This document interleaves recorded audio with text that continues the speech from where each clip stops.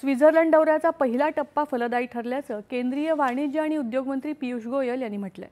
अंतराळ क्षेत्र असो, अभियांत्रिकी, अन्न प्रक्रिया किंवा शेती क्षेत्रात स्वित्झर्लंडमधील तंत्रज्ञानाचा भारताला पुरेपूर फायदा होईल असं गोयल यांनी सांगितलं।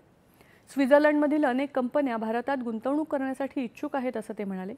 भारत स्वित्झर्लंडसाठी अत्यंत विश्वासार्ह भागीदार ठरू शकतो असं ते म्हणाले। डॉलर का इन्वेस्टमेंट हम स्विट्जरलैंड से आने की संभावना रखते हैं, क्योंकि उन्होंने कमिट किया है एफटीए में, उसके लिए एक मील का पत्थर साबित होगा। और कई सेक्टर्स में निवेश की संभावना दिखती है।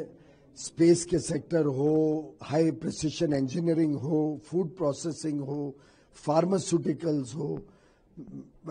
मैं समझता हूं कि स्विट्जरलैंड ने जो टेक्नोलॉजी में अपनी एक नाम हासिल किया है, उसका पूरा लाभ भारत ले पाएगा।